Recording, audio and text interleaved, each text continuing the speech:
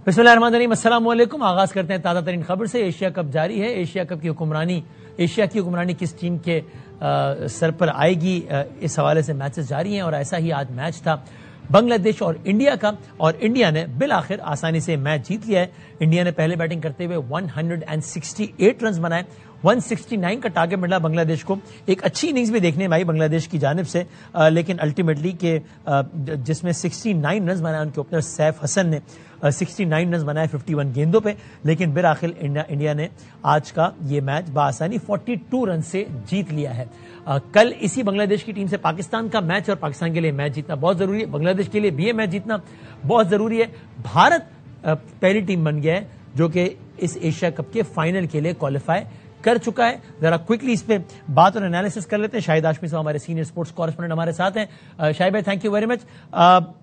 ये हमारे कल इस टीम के साथ मैच है जो बांग्लादेश की टीम आज शिकस्त खाई है। आज का इनका खेल देखते हुए आपको क्या लगता है, कितना मजबूत हरीफ हो सकता है बांग्लादेश?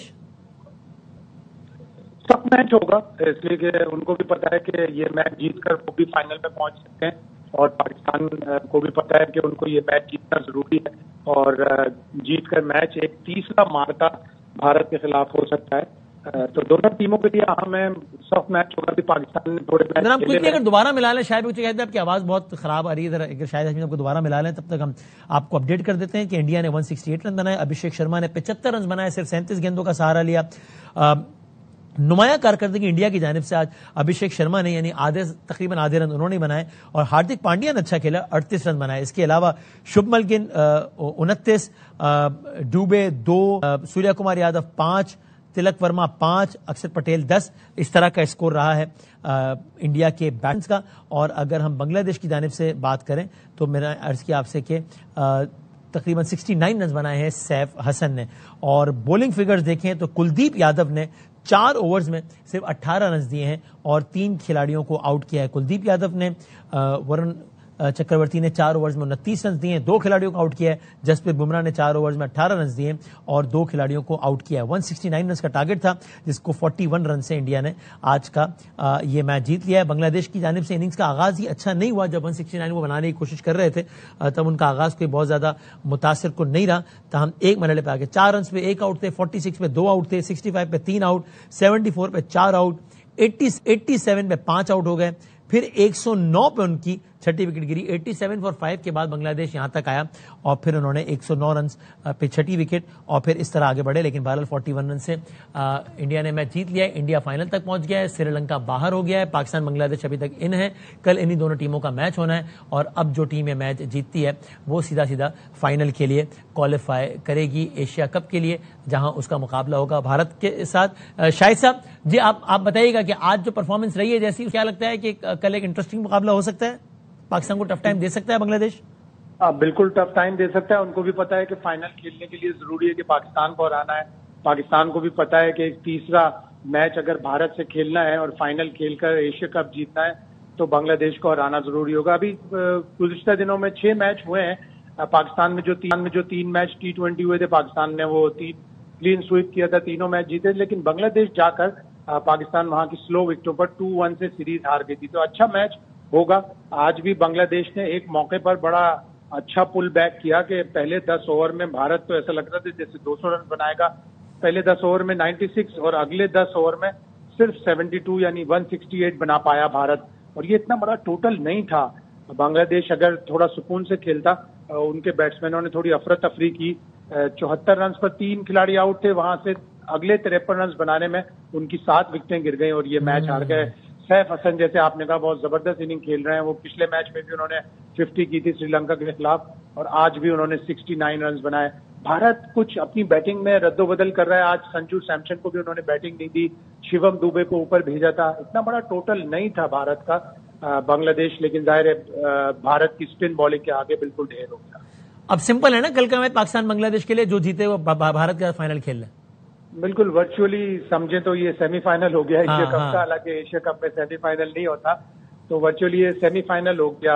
आज बांग्लादेश के बड़े तमाशाई आए थे ये उम्मीद लेकर कि उनकी टीम फाइनल में पहुंचेगी। अभी भी उनको यही होगा कि पाकिस्तान को हराएं और फाइनल खेलें। पाकिस्तान के भी बड़े तमाशाई कल आने की तवक्को है, तो एक अच्छा मुकाबला होगा भी और अच्छा क्राउड भी होगा। لیٹس سی خیر ہو انشاءاللہ. بہت شکریہ شاہد ہاشمی ہمارے ساتھ تھے. چیک اپ کی اپڈیٹ ہم آپ تک پہنچا رہے تھے. اب چلتے ہیں اپنی اگلی سٹوری کی جانب، جو کہ ظاہر ہے اقوام متحدہ کا اہم ترین اجلاس، سلامتی کونسل کا اہم ترین اجلاس، اور ایسے میں اہم ترین ملاقات بھی ہوئی. ایک ریئر ملاقات ڈونلڈ ٹرمپ کی ہوئی مسلم ممالک کے سربراہان کے ساتھ. موضوع غزہ تھا. 50 منٹ ملاقات جاری رہی. مختلف سربراہان مملکت تھے اور اس کے بعد ان سربراہان مملکت نے کوئی میڈیا انٹریکشن بھی نہیں کیا. تاہم ڈونلڈ ٹرمپ نے گفتگو کی. اس گفتگو سے یہ اندیا مل رہا ہے کہ کچھ ڈسکس ہوا ہے کل، اور اب وہ ڈسکس انہوں نے کرنا ہے اسرائیل کے ساتھ، چونکہ انہوں نے کہا کہ غزہ کے حوالے سے جتنے بھی اہم ممالک ہیں ان سب سے ہماری ملاقات ہوئی مائنس اسرائیل. اور لیکن اہم ملاقات رہی، بلکہ ڈونلڈ ٹرمپ اس کو کامیاب ملاقات کہہ رہے تھے. آپ دیکھیے اس ملاقات کے بارے میں ڈونلڈ ٹرمپ نے کیا کہا.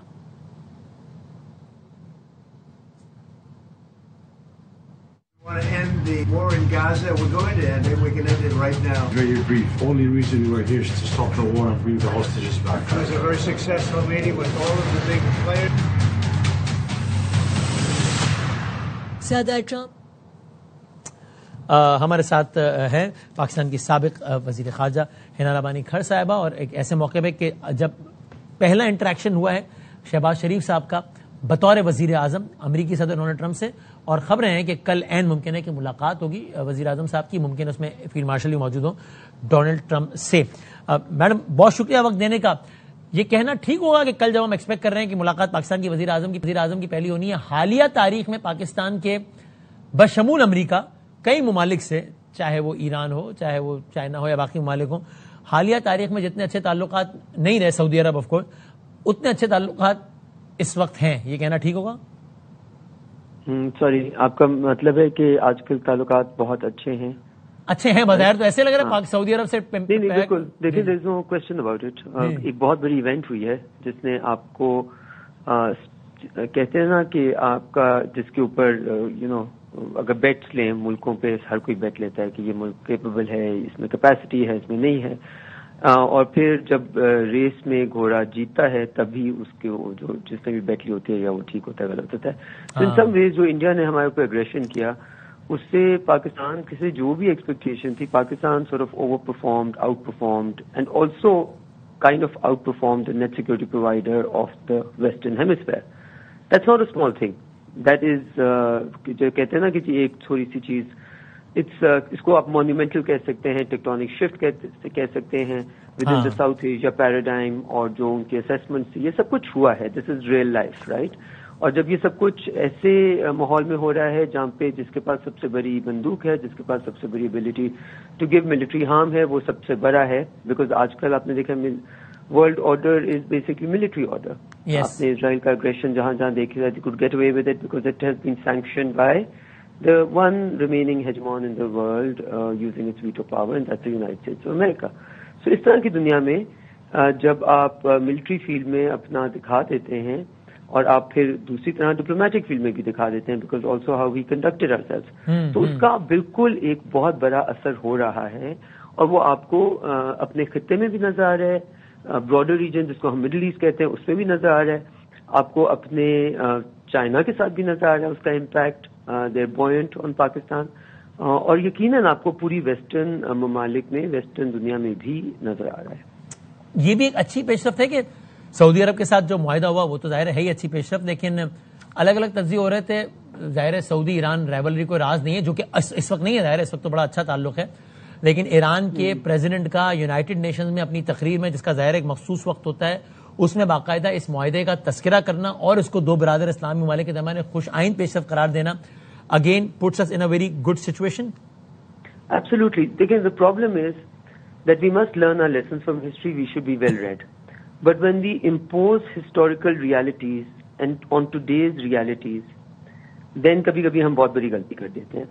میرے نظر میں یہ جب 2019 میں آئی بلیو سعودی عربیہ پہ اٹیک ہوا تھا ان کے آئل فیلڈز پہ، I could be wrong but it was around that time, اور ان کا ایکسپیکٹیشن یہ تھی کہ ان کا نیٹ سیکورٹی پرووائڈر جو کہ یونائٹڈ اسٹیٹس آف امریکہ ہے، جس کی ان کے پاس بیسز بھی ہیں، وہ ایک بہت بڑا ریئیکشن دے گا ٹو ایران، اور وہ ریئیکشن ان کے ایکسپیکٹیشن کے مطابق بالکل نہیں آیا. اس کے بعد سے اگر آپ دیکھیں تو پورے مڈل ایسٹ میں UAE، Saudi Arabia, Bahrain and Qatar کے تو پہلے بھی تعلقات بہتر رہے ہیں، ان سب نے جو ایران کے ساتھ انہوں نے رائیولری ایک جس کو وہ اوپر اور اوپر اور اوپر لے کے جا رہے تھے، انہوں نے سب نے اس کو ڈائل ڈاؤن کیا، نارملائزیشن کیا، ٹریڈ میں نارملائزیشن کیا، فلائٹ شروع کر دی، ڈپلومیٹک ریلیشنز واپس لے آئے. یہ سب کچھ tilt is in reaction to what the world is presenting them. This is all just a realist assessment of اپنے آپ کو سیکیور کرنا، اپنے انٹرسٹ کو پرزرو کرنا. سو وہ لوگ جو کہ اس کو سعودی عربیہ اور ایران کو آج سے 8 سال پہلے یا 10 سال پہلے یا 15 سال پہلے والی رائیولری کو دیکھ رہے ہیں، یقیناً کنسرنز، ٹرسٹ ڈیفیسٹ ابھی بھی ہے، صحیح، لیکن وہ rivalry for every one to see and experience جس طرح تھا اس طرح نہیں ہے. And there is strong intent in both the countries that they have bigger battles to fight, کہ یہ آپس میں ان کا یہ جو ہے وہ ان دونوں کے انٹرسٹ میں نہیں ہے.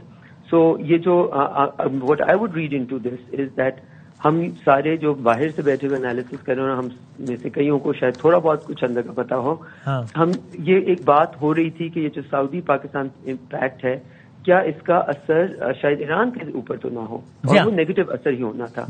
Once you take that out of the picture, once you say کہ نہیں یہ والی چیز اس کے میں ہے ہی نہیں، مجھے اس پریزیڈنٹ آف ایران کا یہ کہنے سے یہ جو شک یا جو اندازہ تھا کہ they were taken into confidence by one اور the other, that has been confirmed. And this was the only possible irritant in this scenario, ہے نا پاکستان سعودی عربیہ. بالکل، اگر اس میں آپ کوئی بھی اگر لوگوں کو پاکستان میں جائز کنسرن ہوتا تو وہ یہ والا ہوتا، تو وہ یہی ہوتا، اور وہ جائز کنسرن ہوتا. وہ کیوں ہوتا جائز کنسرن؟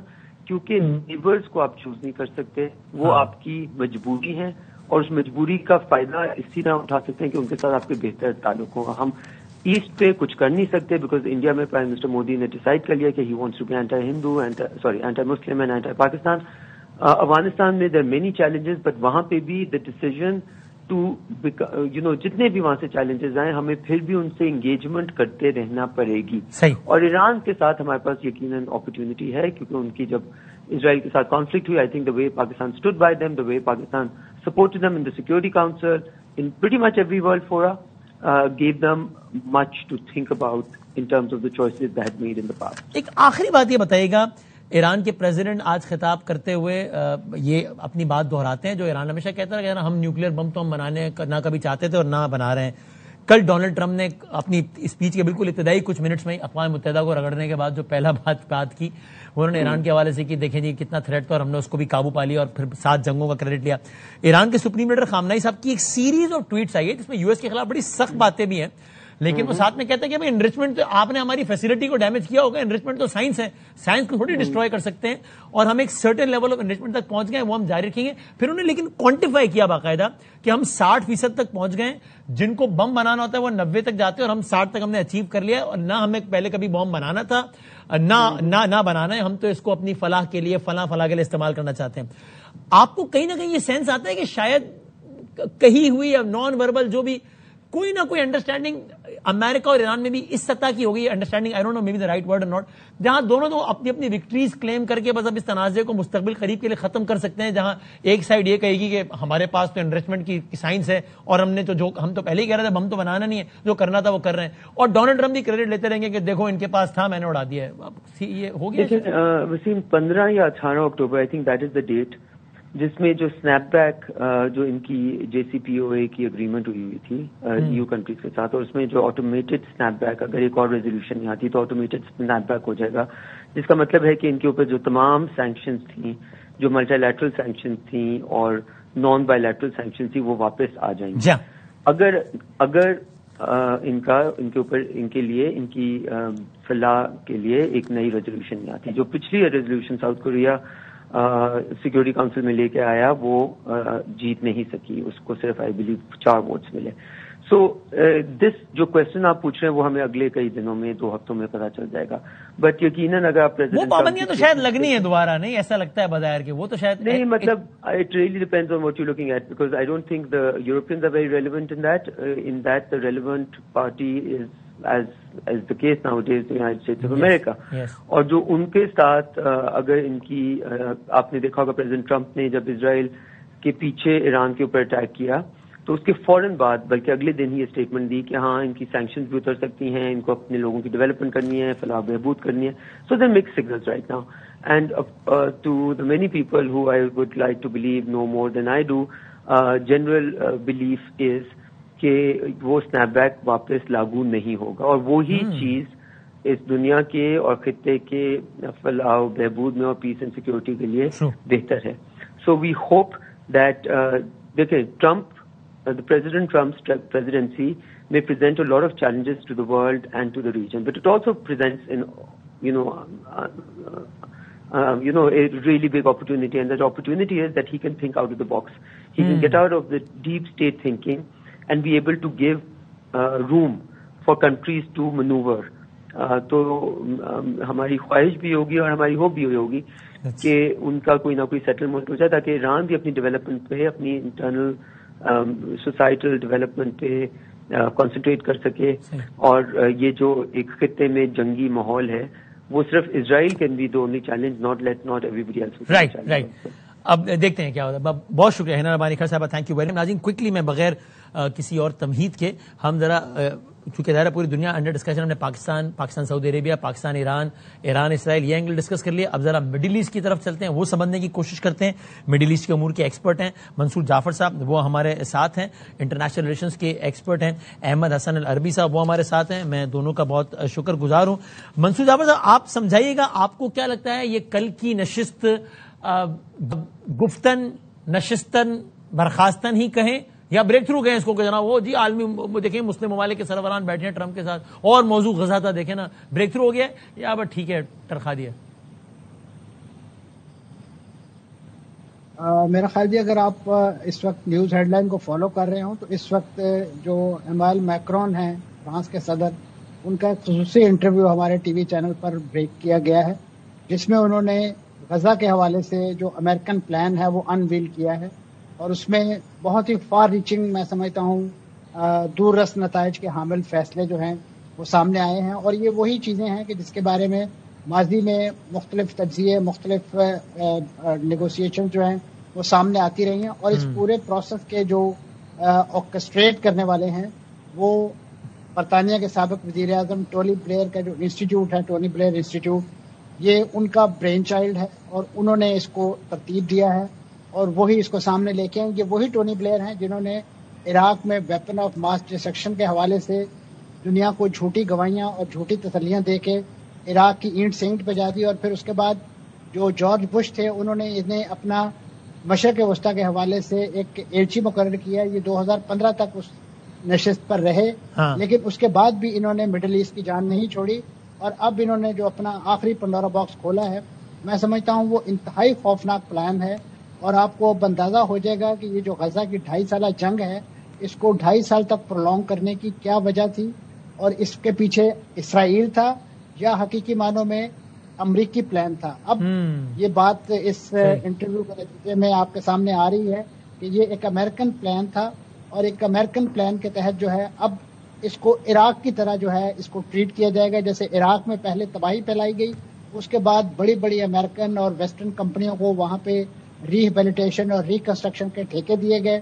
اب یہی چیزیں ہیں اس وقت غزہ میں دہرائی جائیں گی، اور وہاں پہ آپ نے دیکھا کہ جس انداز سے ایک سیاسی مخالفین یہ جو بات پارٹی تھی اس کو ختم کیا گیا.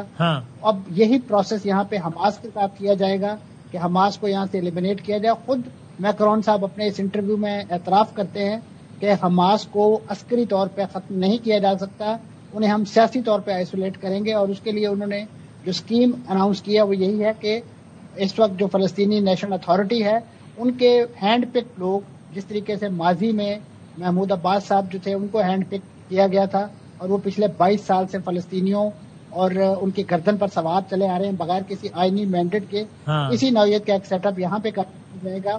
اور وہ ایک لحاظ سے اسرائیل اور امریکہ کے سٹوج ہوں گے. اور منصور صاحب کوئک سوال، پھر میں احمد صاحب کی طرف جاؤں. آپ کی بات سے ضمنی کوئک سوال کہ اگر یہی ہے منصوبہ، and as you said we have enough reasons to believe کہ یہی ہے منصوبہ، تو یہ منصوبہ یعنی کتنا جلدی یہ حاصل کر پائیں گے یہ، اور کتنی قتل و غارت گری کے بعد حاصل کر پائیں گے ابھی؟ یعنی ایک بالکل اور اوور سمپلیفائی کر دوں سوال کو کہ اگر ٹرمپ وہی چاہتے ہیں جو آپ نے کہا اور بظاہر لگتا ہے ایسا، آپ حوالہ بھی دیا آپ نے میکرون کا، تو ابھی کتنا عرصہ اور غزہ میں ویسے مناظر دیکھنے میں آئیں گے آپ کے خیال اور تجزیے میں جتنے آج کل دیکھنے میں آ رہے ہیں؟ یہ مجھ سے پوچھ رہے ہیں؟ جی اس پہ کوئی کامنٹ آپ کا، پھر میں احمد صاحب کے پر جاؤں، آپ سے ہی پوچھ رہا ہوں. جی اس کے لیے انہوں نے کوئی ایسا روڈ میپ تو نہیں دیا. ہاں آپ کا تجزیہ کیا ہے کہ اگر اس خواہش یہ ہے تو کتنا وقت لگے گا؟ دیکھیں جی سیز فائر تو ایک جیسے کہنا چاہیے ایک جو ٹویٹ کی مار ہے ٹرمپ صاحب کی، اور وہ آج اگر یہ اناؤنس کر دیں گے تو ان کے جو شیر بہادر اس وقت اسرائیل میں لڑ رہے ہیں وہ ساری فوجیں واپس بلا لیں گے، کیونکہ اس وقت وہ غزہ کے اندر تک تو اپنے ٹینکس لے آئے ہیں، اور اس کے وڈرال کے حوالے سے بھی اعلانات سامنے آ رہے ہیں کہ وہاں سے وڈرال بھی کیا جا سکتا ہے. اور یہ وڈرال کرنا ان کے لیے اس لیے بھی انیویٹیبل ہے کہ ماضی میں اس نوعیت کی ایکٹیویٹیز غزہ میں 2005 تک یہاں پہ موجود رہی ہے، اسرائیلی پریزنس رہی ہے، لیکن انہی مزاحمت کاروں کے حملوں کے خوف سے اس وقت کے جو اسرائیلی آرمی چیف اور وزیر اعظم تھے ایریل شرون، انہوں نے یونیلیٹرل وڈرال اس علاقے سے کیا تھا، کیونکہ اس علاقے کو کنٹرول کرنا اسرائیل کے لیے ممکن اس لحاظ سے نہیں ہے کہ اس کی ایک سرحد جو ہے وہ رفح کے ساتھ لگتی ہے اور دوسری ان کے شمالی علاقے کے ساتھ، تو لہٰذا ان کے لیے اس کو لاجسٹکلی مینج کرنا اتنا آسان نہیں ہے. یہ صرف اور صرف انہوں نے ایک تباہی و بربادی پھیلانی تھی جو وہ میکسیمم حد تک پھیلا چکے ہیں، اور اب اس کے ثمرات انہوں نے سمیٹنے ہیں. بلکہ دنیا بھر کے جو اس وقت کمپنیاں کنسٹرکشن اور خود ان میں جو ان کے اپنے لوگ ہیں وہ اس وقت قطار اندر قطار بیٹھے ہیں. ٹھیک ہے میں احمد صاحب سے احمد صاحب آپ یہ اوپینین شیئر کرتے ہیں، آپ اس سے ایگری کرتے ہیں کہ کوئی اسی طرز کا پلان ہے، یا آپ کے خیال میں ارادے کچھ اور ہیں، ممکنہ منظرنامہ غزہ کا کچھ اور ہے؟ دیکھیں وسیم بھائی، اس پہ میں 2-3 چیزیں کروں گا کہ ہم پلانز تو پچھلے 2 سال سے ڈسکس کر رہے ہیں. ایک پلان ٹرمپ کا ہے، ڈونلڈ ٹرمپ کا، ٹونی بلیئر کے انسٹیٹیوٹ کا ایک پلان ہے، ایک پلان اسرائیل کے پرائم منسٹر کا ہے، ایک پلان غزہ کے لوگوں کا ہے، ایک پلان مسلم کنٹریز کا ہے. پلانز تو سارے ڈسکس ہو رہے ہیں، لیکن وہ کون سا پلان ممکنہ پلان حقیقت سے قریب یعنی جو نظر آئے وہ کیا لگتا ہے حقیقت سے قریب کون سا ہوگا؟ ابھی آئی تھنک اس کے اوپر ہم اس کے پاس بھی نہیں ہیں. میں بہت سخت بات کروں گا، شاید لوگوں کو بری بھی لگے، کہ جو غزہ کے اندر ہو رہا ہے، جو پچھلے 2-2.5 سال سے اسرائیل غزہ کے اندر جو جینوسائیڈ کر رہا ہے، اس نے تقریباً 70-80 سال لگے ہیں اس کو یہاں تک پہنچنے میں. اب وہ غزہ کے اندر جو ہے بالکل لائک اے ریبائڈ ڈاگ، وہ بالکل پوری طرح غزہ کے اندر میسیکر اور جینوسائیڈ کر رہا ہے. اس کا لارجر پلان ہمیں ہمیشہ نظر میں رکھنا چاہیے. لارجر پلان اس کا گریٹر اسرائیل کا ہے، توسیع پسندانہ عزائم ہے، ایکویژن کے اندر جی ایکسپینشنزم ہے. اور وہ اس سارے پروسیس کے اندر بہت ساری ایکویژن ہے مڈل ایسٹ کے اندر جو تبدیل ہوئی ہے. ایران کے اوپر جو حملہ ہوا ہے اس میں امریکہ کی رضامندی شامل نہیں تھی، اس میں واضح طور کے اوپر آپ نے کنفیوژن دیکھی between the Israelis and the Americans. Qatar کے اوپر جو حملہ ہوا اس کا ڈائریکٹ نقصان ہوا ہے امریکہ کو، لیکن بیکاز آف اے پیک اور اسرائیل کی جو لابی امریکہ کے اندر موجود ہے اس کی وجہ سے وہ اتنا زیادہ اس کو نہیں اس کے اوپر بات کر سکے. جب نتن یاہو نے ٹرمپ کو انوائٹ کیا اسرائیل تو ٹرمپ نہیں گئے، مارکو روبیو گئے، وچ از اے ویری ایک بہت بڑا ایک ڈیولپمنٹ تھی، کیونکہ لاسٹ ٹائم جب امریکن پریزیڈنٹ کو بلایا تھا تو جو بائیڈن خود وہاں پہ گئے تھے اور جا کے انہوں نے وہ مشہور بیان وہاں پہ دیا تھا کہ میں ایران کو کہوں گا ڈونٹ. سو یہ ساری سچویشن مڈل ایسٹ میں بہت تیزی سے تبدیل ہو رہی ہے. مسلم ورلڈ جو ہے آپس میں بہت تیزی سے اکٹھا ہو رہا ہے. مسلم کنٹریز میں آپ نے دیکھا کس طریقے سے یونائٹڈ نیشن جنرل اسمبلی کے اندر آپ کو ایک نیچرل یونیفیکیشن مسلم ورلڈ کی نظر آ رہی ہے. یہ جو بیانات آ رہے ہیں ایجپٹ کی طرف سے، باقی مسلم دنیا کی طرف سے، یہ اسرائیل کو لے کر آپ ایکویژن بہت حد تک تبدیل ہو چکی ہے. آپ کی بات سے سوال نکالتے ہوئے اگر ضمنی سوال کروں کہ اگر ارادے یہ ہیں، اور اگین یعنی یہ بالکل اس میں حیرت نہیں ہونی چاہیے کہ ارادے یہی ہوں کہ جناب اس کی یہ زمین اور زمین چاہیے، توسیع چاہیے، اور بندہ شہید کرنا ہے اور بدماشی کرنی ہے، اور یہ بات بھی صحیح ہے کہ سارے مسلم ممالک قریب آئے ہیں، ایران کے بھی مطلب ایران سے سعودی عرب کا اختلاف ختم ہوا سب، لیکن اگر یہی ارادے ہیں تو پھر اگین جیسے آپ نے کہا سخت بات، اس طرح کیا یہ جو میں بات کرنے چاہ رہا ہوں یہ سخت لیکن سچ بات نہیں ہے کہ اگر پھر سارے مسلم ممالک ایک بھی ہیں لیکن امریکہ اسرائیل نے اگر سوچ لیا کہ یہ کرنا ہے اور جو لیول ہے بدماشی کا تو پھر وہ یہ کر گزریں گے، چونکہ عرب ممالک اور باقی مسلم ممالک کیا ہی کر لیا اور کیا ہی کر لیں گے. نہیں وسیم بھائی، اس میں بات یہ ہے کہ اسرائیل کی جو طاقت ہے، Israel is not the Israel that it used to be. آج سے 3 سال پہلے جو تھا اب وہ اسرائیل نہیں ہے. اسرائیل کے اندر بہت زیادہ ڈیوائیڈ ہے. اسرائیل کے آپس میں آپ دیکھیں نتن یاہو اور جوڈیشری اسرائیل کی آپس میں ڈیگرز ڈرون ہے. نتن یاہو اور ڈونلڈ ٹرمپ کے درمیان میں خلیج ہے، اختلاف ہے. جو فارمر پریزیڈنٹ بل کلنٹن نے نتن یاہو کے خلاف بیان دیا ہے امریکہ کی تاریخ میں پہلی دفعہ ہوا ہے. امریکن پبلک اسرائیل کے بہت سخت خلاف ہے. امریکہ کی اکنامک کنڈیشن وہ نہیں ہے جو 2001-2002 میں تھی. امریکہ نے اسرائیل کے اصرار کے باوجود ایران کے خلاف اپنی فوجیں نہیں اتاری. سو اس وقت سچویشن جو ہے اسرائیل، مجھے اگر آپ کو کولڈلی پوچھیں تو اسرائیل بیک فٹ پہ ہے. دوسری طرف مڈل ایسٹ کے اندر آپ دیکھیں ایکویژن کس طریقے سے چینج ہو رہی ہے، پرانی رائولریز ختم ہو رہی ہیں. اگر بیک فٹ پہ تو آپ کو ایک انڈیکیٹر آپ بتائیں گے کہ دیکھیں یہ ایک ٹینجیبل بات کہ دیکھیں یہ ہوا ہے، دیکھیں غزہ میں اٹراسٹی اتنی کم ہو گئی، وہ تو 50 60 70 80 بندہ بلڈنگ گرانا سب تو چل رہا ہے.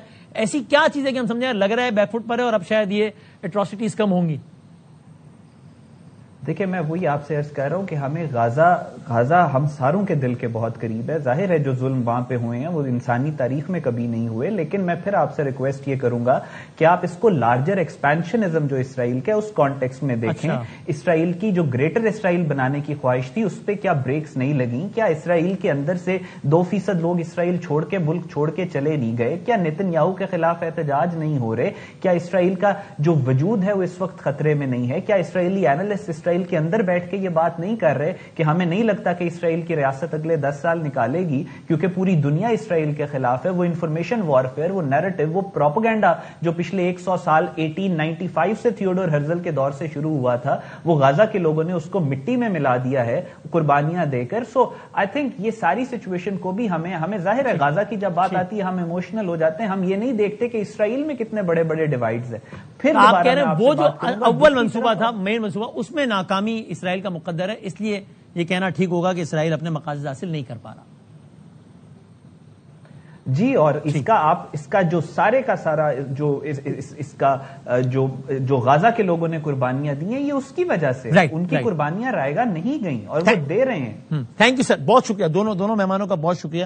اب یہ ایک مختلف رائے ہے، آپ نے سنی اور آپ سب اپنی اوپینین قائم کیجیے کہ آپ کو اس پہ کیا لگتا ہے. ہم کوئکلی اسی سٹوری سے ریلیٹڈ ہر کوئی اپنے اپنے طور پہ اس میں کوششیں کر رہا ہے، احتجاج ریکارڈ کرا رہا ہے، اور ایسے میں سمود فلوٹیلا یہ ایک قافلہ ہے، کشتیوں کا قافلہ ہے، تقریباً 50 سے 55 کشتیوں پر مشتمل ہے، جو غزہ کی جانب بڑھ رہا ہے.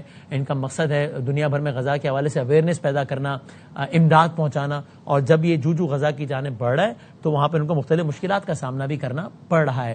کل رات کو یہ خبر آئی کہ وہاں جب یہ سمندری یہ جب قافلہ جب سمندر میں ہے جو کہ تو کئی اسرائیلی ڈرونز، ان کے قریب کچھ میزائل یا کچھ کہہ لیجیے دھماکہ خیز مواد بھی پھینکا گیا. یہ کل رات کی بات ہے، اور اس قافلے میں مختلف ممالک کے لوگ شامل ہیں، بشمول پاکستان کے سینیٹر مشتاق صاحب بھی اس قافلے میں شامل ہے.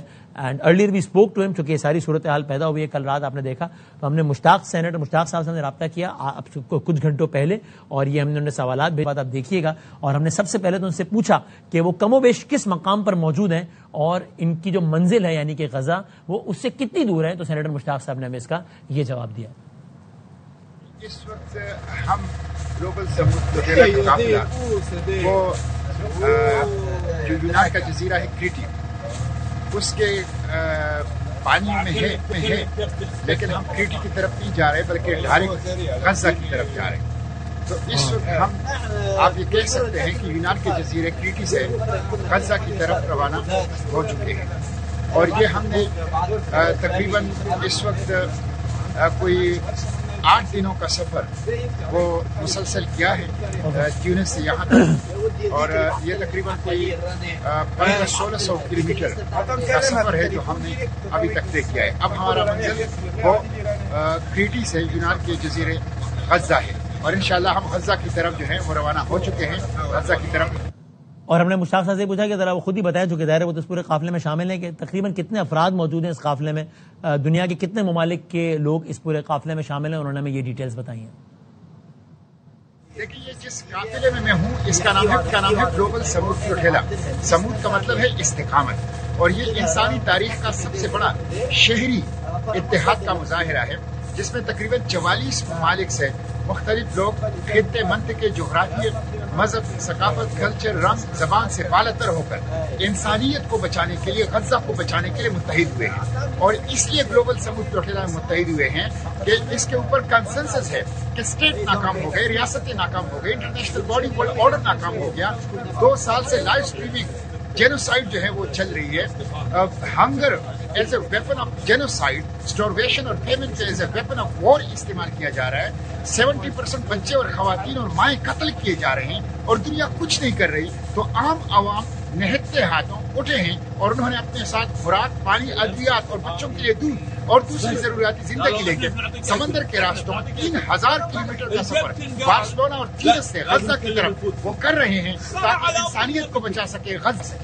رائٹ. اور ہم نے ان سے یہ بھی پوچھا کہ مطلب یہ اتنا بڑا قافلہ چل رہا ہے, اتنی مشکلات ہیں, اسرائیل کی طرف سے جارحیت ہے, کبھی فضا میں ڈرونز آ جاتے ہیں, کبھی کسی اور طریقے سے راستہ روکنے کی کوشش کی جاتی ہے, تو ان کو اس میں کیا مشکلات پیش آ رہی ہیں؟ جس کشتی پر وہ موجود ہے, پورا قافلہ ہے نا جس پر اسپیسیفک وہ موجود ہے, اس میں کتنے لوگ ہیں, کھانے پینے کے کیا انتظامات ہیں, کس طرح وہ لے کے چلیں, جوش جذبہ مورال کیسا ہے جب حالات ایک دم, جب سوچیے رات کے اندھیرے میں ڈرون سر پہ منڈلا رہے ہیں, بم گر رہے ہیں, عجیب و غریب صورتحال ہے, تو ایسے میں جوش و جذبہ کیسا ہے؟ ہم نے پورا منظرنامہ سمجھنے کی کوشش کی اور اس کا انہوں نے ہمیں یہ جواب دیا. آپ بھی دیکھیے. آپ نے پوچھا ہے کہ سفر کے مشکلات کیا ہیں, تو سفر کے مشکلات یہ ہیں کہ 2 دفعہ تو ہمارے اوپر ڈرون اٹیک ہوئے ہیں, ہر رات ہمارے اوپر ڈرون منڈائے جا رہے ہیں, 2 سی اسٹرام سے ہمیں گزرنا پڑا جس میں تقریباً کوئی 7 کشتیاں ہمارے اس قابل نہیں رہی کہ وہ سفر کر سکے اور ان کا مشن جو ہے وہ پیش ہو چکا ہے. تو یہ سفر کے مشکلات ہیں, بہت بڑا رسکی سفر ہے, کوئی سیفٹی بوٹ نہیں ہے, کوئی سی ٹور نہیں ہے, بلکہ بہت بڑا رسکی مشن ہے. اس کے ساتھ یہ ہے کہ آپ ہماری جو چھوٹا سا جہاز ہے جو زیادہ تر ادویات سے اور خوراکی مواد سے بھرا ہوا ہے غزہ کے لیے, ہم اس پہ ٹیونس کے نمائندہ 3-4 بیٹھے ہوئے ہیں, ایک پاکستانی ہے, ایک کویتی ہے, ایک فرینچ ہے, ہم اس کے اوپر بیٹھے ہوئے ہیں, اور اسی طرح مختلف نیشنلٹیز کو مکس کر کے مختلف جہازوں کے اوپر بٹھایا گیا ہے. یہ کوئی 700-800 لوگ ہیں اور کوئی 40 سے 50 کشتیوں کے اوپر یہ بیٹھے ہوئے ہیں, اور انہوں نے اپنی جہازوں کو سامان سے بھر دیا ہے. ہم اس پورے سفر کے دوران یا تو کھجوروں پہ گزارا کرتے تھے, بسکٹ کے اوپر گزارا کرتے تھے, ڈبل روٹی کے اوپر, یا زیادہ سے زیادہ ابلے ہوئے انڈوں کے اوپر گزارا کرتے تھے. یہ ہر حوالے سے, ہاں وہ طوفان کے حوالے سے ہو, ڈرون اٹیکس اور پروازوں کے خطرات کے حوالے سے ہو, یا خوراک کے معاملے میں ہو, یا آرام کے معاملے میں ہو, ایک بہت ہی مشکل اور امتحان والا سفر ہے.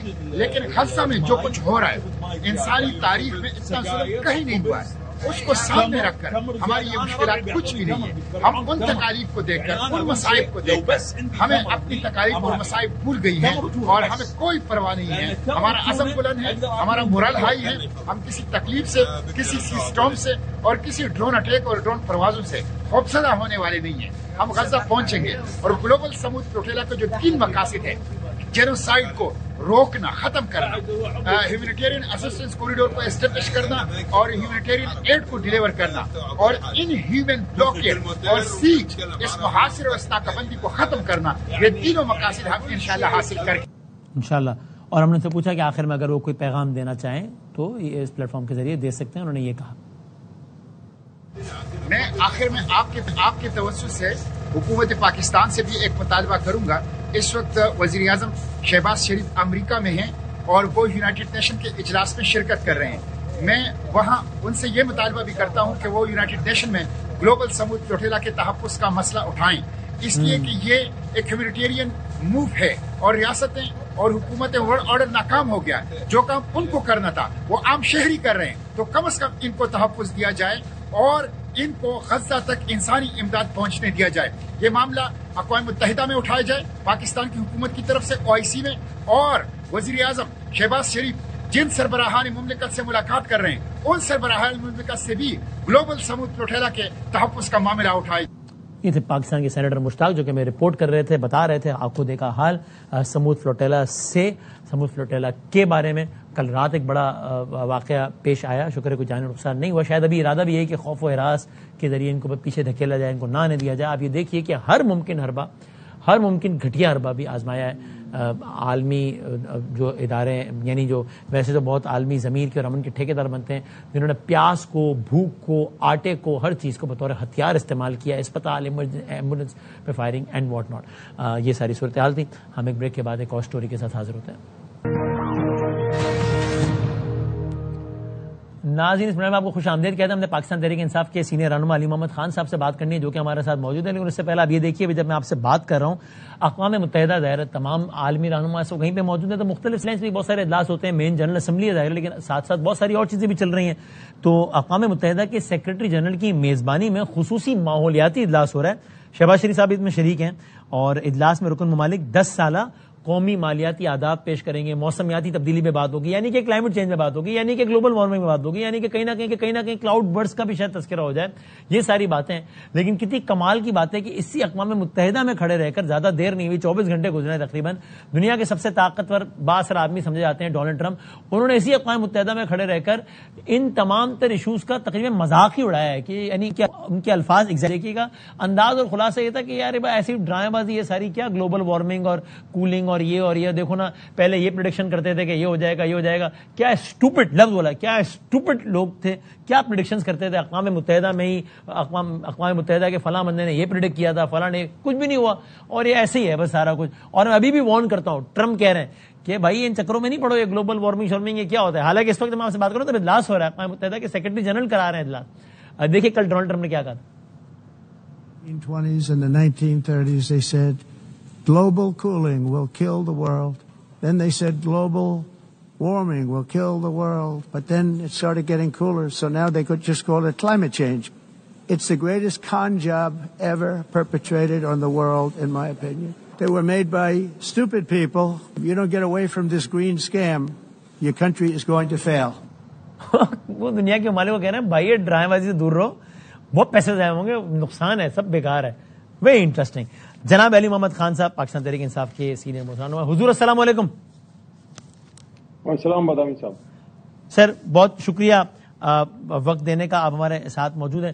سر پہلے تو یہ بتائیے گا, آپ بار بار اگرچہ آپ کو اپنوں کی طرف سے بھی اس پہ بہت تانا زنی کا سامنا کرنا پڑا, اور وہ آج کل بھی کرنا پڑ رہا ہے, آئی تھنک آپ کے حصے میں بھی لکھ دیا گیا ہے نصیب میں آپ کے, لیکن جب آپ یہ کہتے تھے کہ بھائی بات چیت کا تو رستہ کھلا رکھنا ہی پڑے گا نا, بے شک وہ حکومت وقت سے ہی کیوں نہ ہو, شدید ترین اختلافات کے باوجود, چونکہ بات چیت سے ہی تو رستہ نکلے گا. اور ایک موقع ایسا آیا جب پارٹی سطح پر بھی آپ کے موقف کی تائید ہوئی, لیکن اب جو آج کل جو لائن آ گئی ہے وہ تو پھر بہت ہی آپ کے موقف کے برخلاف, یا وہ نہیں کہ اب علیمہ خان صاحبہ نے باقاعدہ سامنے آ کر ہی کہہ دیا ہے کہ جی عمران خان صاحب نے کہا کسی کو کسی سے رابطہ رکھنے کی ضرورت نہیں, اور لگ رہا تھا واضح کہ اشارہ اسٹیبلشمنٹ کی طرف ہے, کسی سے کوئی رابطہ نہ رکھے. اور خان صاحب نے کہا ہے, علیمہ صاحبہ نے کہا, خان صاحب نے کہا جس کو جو بات کرنی ہے اڈیالہ میں آ کے مجھ سے کر لیں.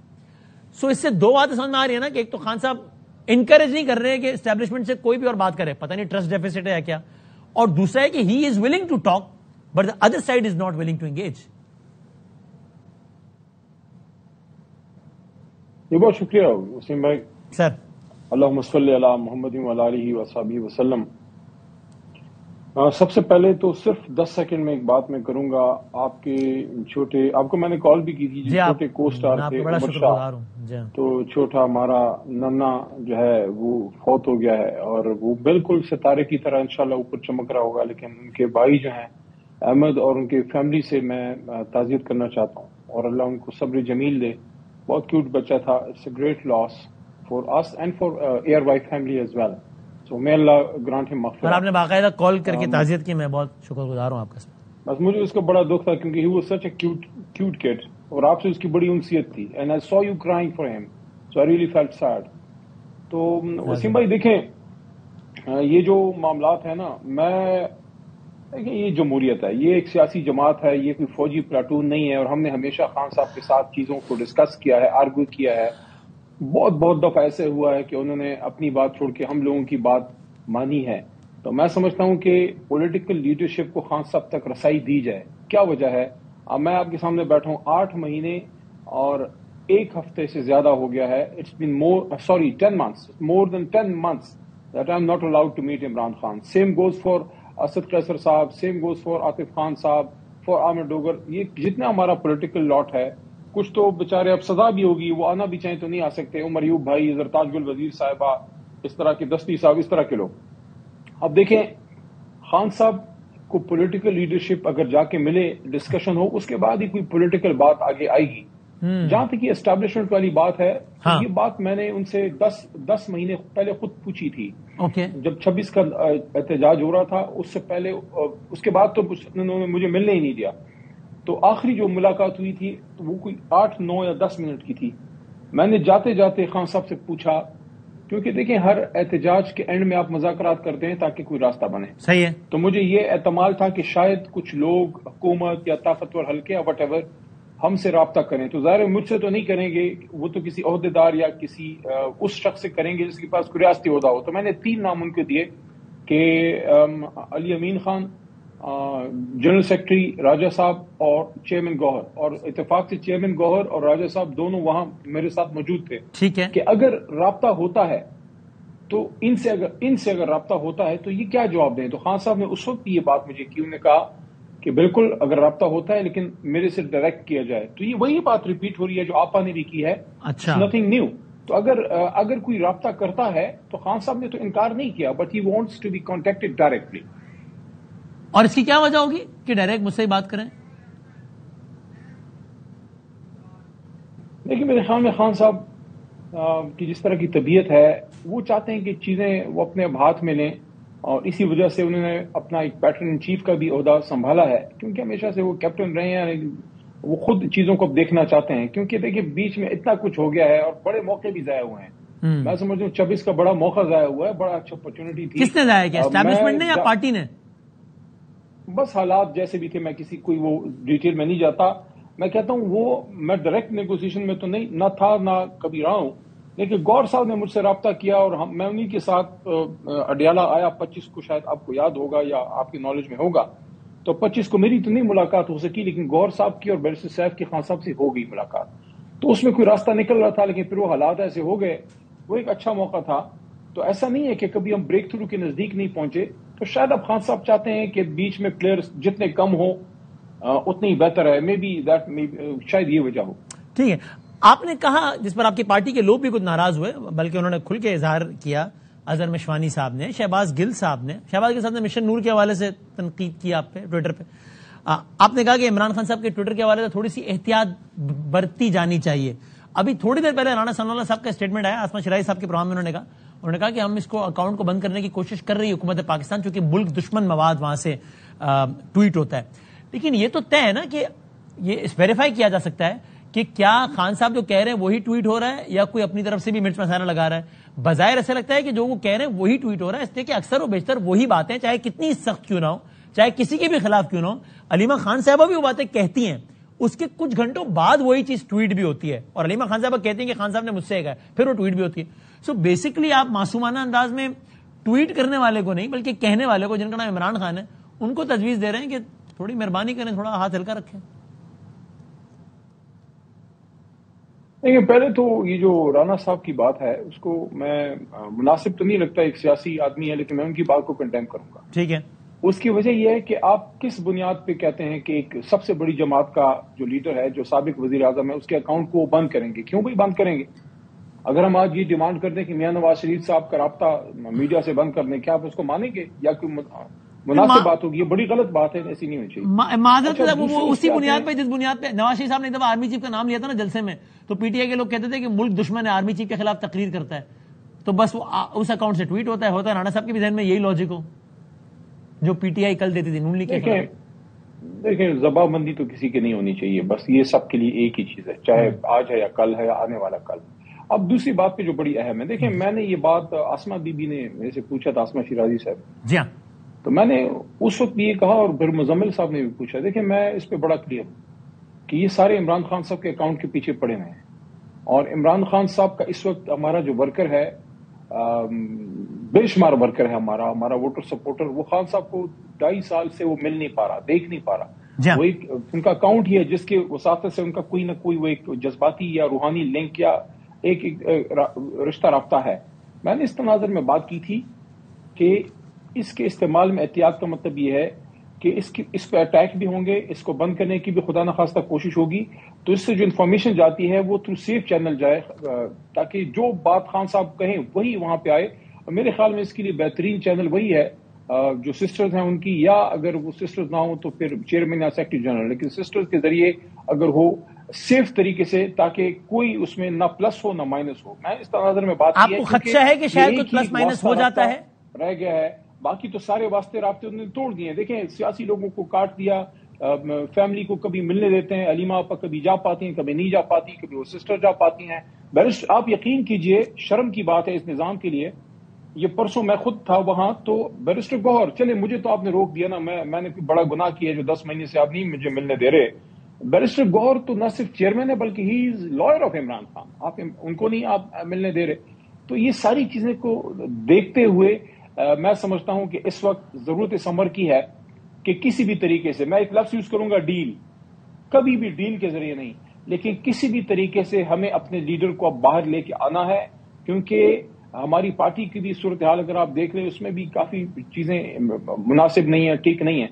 तो खान साहब की बाहर मौजूदगी पार्टी के लिए भी जरूरी है, मुल्क के लिए भी जरूरी है, और इस वक्त मुल्क में सियासी इस्तेहकाम के लिए भी इमरान खान साहब का बाहर होना जरूरी है, खास कर जो दहशतगर्दी का मामला चल रहा है। हाँ। You can't keep man like Imran Khan inside. अगर आपको अंदेशा है कि शायद प्लस माइनस हो रहा है, बाहर आते हैं जो वो कहते हैं उससे ज्यादा है, उससे कम ट्वीट हो जाता है, आपको ये लगता है ऐसा मुमकिन है? ऐसा नहीं, मेरा नहीं ख्याल अभी तक कोई ऐसा हुआ है। तो फिर आप एहतियात का मशवरा क्यों दे रहे हैं?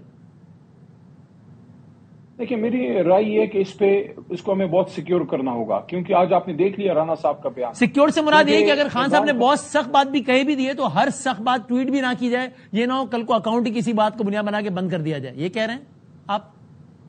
नहीं, देखिए, खान साहब तो जो बात करते हैं वो वहां पे ट्वीट होगी। ये तो नहीं हो सकता कि खान साहब कोई बात कहें और लोग उसको ट्वीट ही ना करें। तो फिर आपका मशवरा क्या है? आप कह रहे हैं खान साहब जो कह रहे हैं वो तो ट्वीट होगी, और आप कह रहे हैं जो कह रहे हैं वही ट्वीट हो रहा है, लेकिन आप कह रहे हैं एहतियात करो। तो कौन एहतियात करे, क्या एहतियात करे?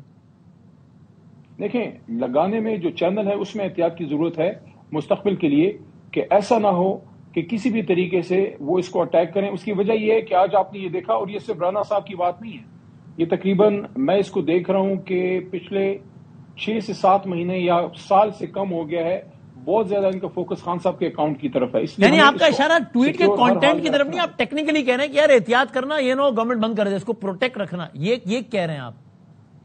ये बहुत जरूरी है, क्योंकि ये आपकी तजवीज ये थी तरीके से वो खान साहब की बात को रोकना चाहते हैं कि खान साहब की बात, और ये मैं ऐसे एक बता दूं, खान साहब की बात वो जो कहते हैं आती वही है, और ये कहना कि खान साहब की बात आती है, इसको लगाएं इसको ना लगाएं, वो गलत है। जो आती है वही लगनी चाहिए, क्योंकि ये वाहिद रास्ता है जिसके जरिए इमरान खान साहब का अपने कारकुनान से, लेकिन एहतियात से लगाएं, ये ना हो कि गवर्नमेंट इसको बैन करवा दे या कुछ कर ले, ये आपका मशवरा है?